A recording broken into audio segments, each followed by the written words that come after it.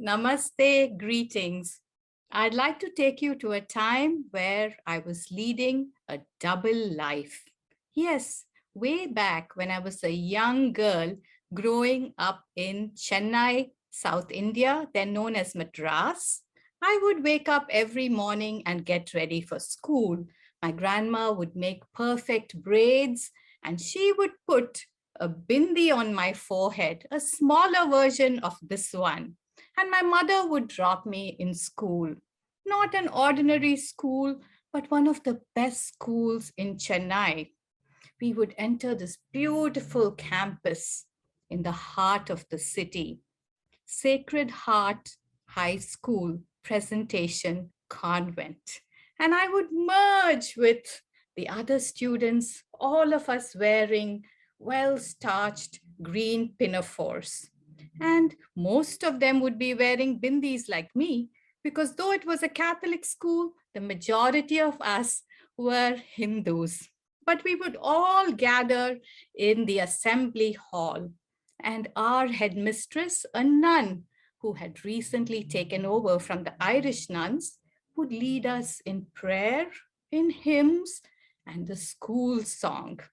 And we all had to be prim and proper, perfect young girls. Our parents went in for this. They thought this was the best education that was offered. And we believed our parents because we came from a culture that said, Mata, Pita, Guru, Daivam, which in Sanskrit is a very important mantra. It means mother, father, teachers are all divine. So we went along with whatever they said. Well, we had to wear these impeccable uniforms, pinafores with many, many layers, so that we were modest along with being prim and proper. And we also had to wear the special underwear called bloomers or knickers from Victorian times.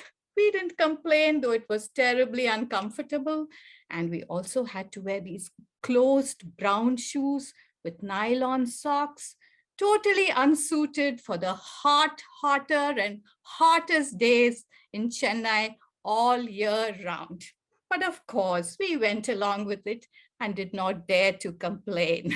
Well, back in my home life, I was in a different scenario. I lived in a multi-generational joint family with grandparents, uncle, aunt, and cousins.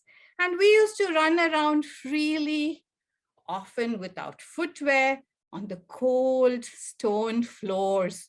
And I recall climbing up my grandma's terrace and going up that roof to grab the ripe mangoes that were hanging from above. That was such a simple pleasure. And I also dabbled in some music and dance, South Indian music and dance.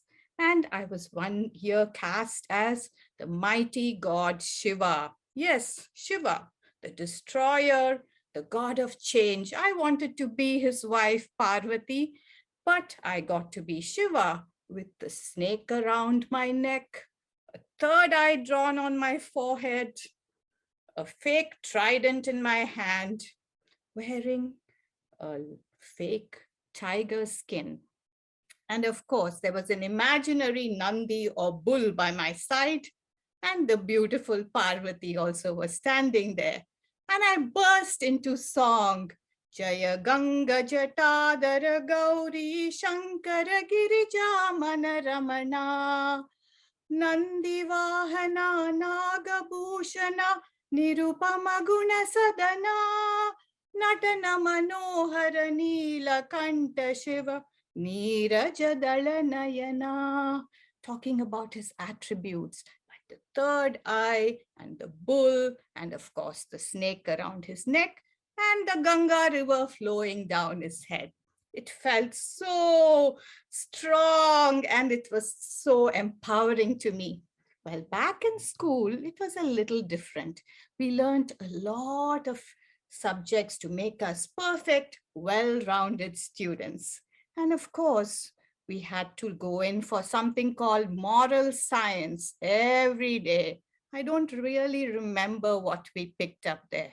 Probably very good values. And after that, we also dabbled in a lot of different things, especially the classics, fine arts.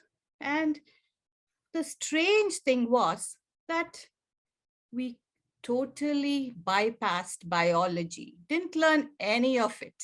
And of course, we also ignored our local history because we were into learning history about our conquerors, how the Mughals came from the north and defeated us, how the British, the Portuguese, and the Dutch came by sea and they became our masters. Well, strangely, we did not learn about our freedom fighters, our wonderful dynasties, despite the fact it had been 25 years after we gained independence.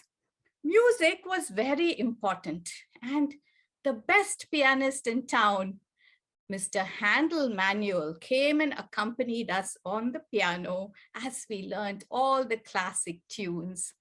I got the part of a little Dutch girl in a school production. For about 15 minutes on stage, we had to come up with beautiful, authentic Dutch girl costumes. And our teachers made exquisite tulips out of paper because, of course, tulips didn't grow in hot Chennai. And I remember standing there holding the tulips and singing, when in spring again we'll bring again tulips from Amsterdam. With a heart that's true, we'll give to you tulips from Amsterdam. Now I looked at the pictures recently and wondered why none of us was smiling. No sign of springtime happiness. Perhaps we were trying to be too prim and proper. Well, things moved on in our school, and we had all kinds of interesting and very, very happy times. And I remember the one thing that was unusual was, though our traditions were kept outside of the school gates most of the time, something crept in at lunchtime every day. You see, we didn't have a cafeteria on campus and we had to carry our own lunches.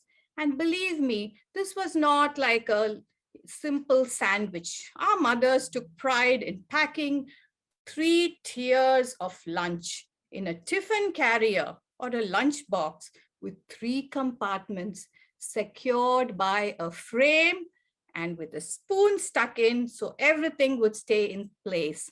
This was heavy, made of stainless steel, but most of us carried these. And at lunchtime, we would go and sit under a large tamarind tree for shade.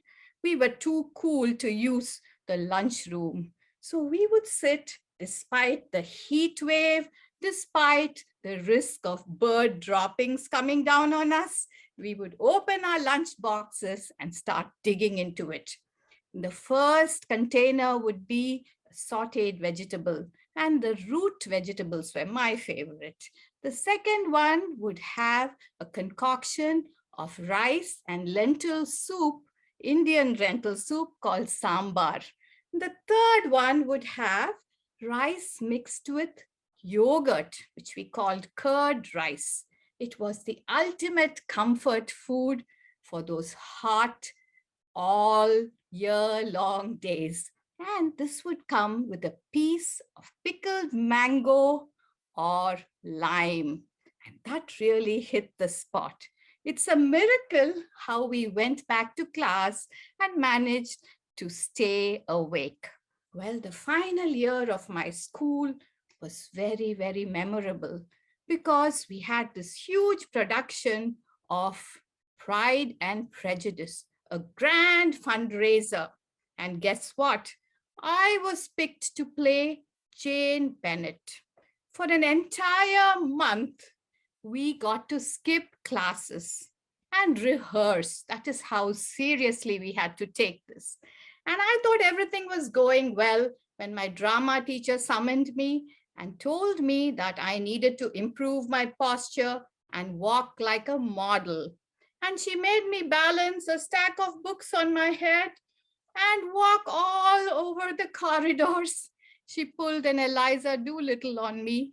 I didn't mind because, after all, we had been brainwashed by many classics like this: there's not to make reply, there's not to reason why, there's but to do and die. So I hung in there, and our play was a big success. Though on that day we were all taken to the beauty parlor and given these massive hairdos with a lot of spray and painted white, yes, white makeup, so that we would look like authentic British ladies, all prim and proper.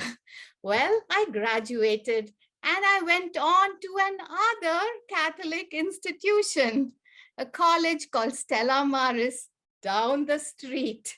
And this was a little more liberal, and I felt that I started soaring.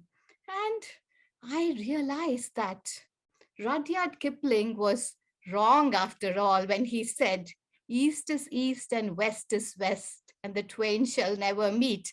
Because in my case, the east and west came together rather nicely, and I could soar up over Chennai, over India, and into the vast, wide world outside.